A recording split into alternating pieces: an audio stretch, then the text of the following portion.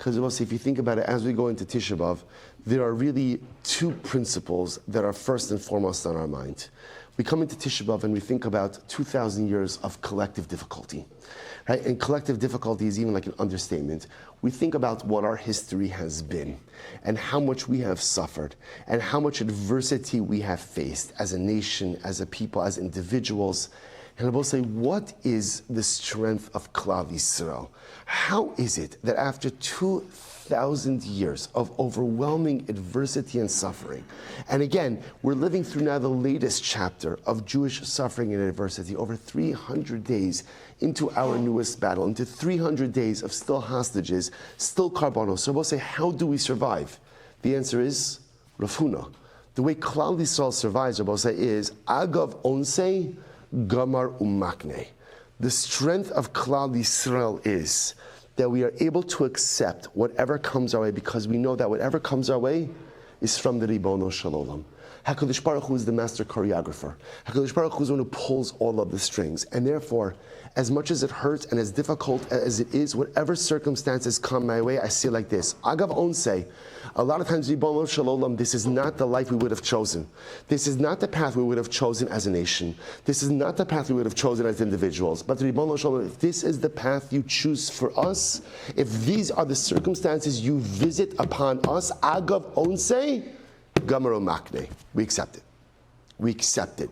We never spend our collective energy lamenting what could have been, should have been, or might have been. Instead, what is the power of Klal Yisrael? We embrace what is, we accept it, lean into it, pivot, maximize. Acceptance, lean, pivot, maximize. The godless of Klal Yisrael will say, if you want to know what the mantra of Klal Yisrael is, Agav Onse Gamar Umakne. Whatever HaKadosh Baruch Hu you give us, we accept. We accept, and ultimately again, Gamar, we accept it, even though it's an ones. I didn't choose this, Umakne, I'll make it mine.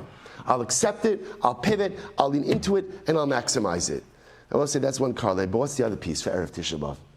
I will say, we have to always remember that these days are days of tshuva, are days in which, again, Tisha B'Av is not just about mourning, but Tisha B'Av is the beginning of the Yamim Noraim. It's the beginning of this season of tshuva. And I will say, if we try hard enough, and we use this time to really lift ourselves up, and we use this time to be able to affect change within ourselves, within our lives, there's another concept. What's the other concept? Kofin oso ad sheyoma rotza'ani. I will say the power of the Yid is so incredibly profound that we have the ability sometimes to kiviyachal force the hand of the Ribono Shel Olam. That if each of us do our part, and each of us use these days of tshuva to their fullest, and each of us use this time to be able to Emirat Hashem, really maximize what we could contribute as individuals and as a collective, then maybe we will be Zoch Emirat Hashem also, Kofin also, then maybe we could force the Ribono Shel Olam, Ad Shiyoma Rotza'ani, until ultimately again he says, I'm willing and I'm ready to bring the Geulah. The power of the Yid, the power of the Jew is absolutely immeasurable.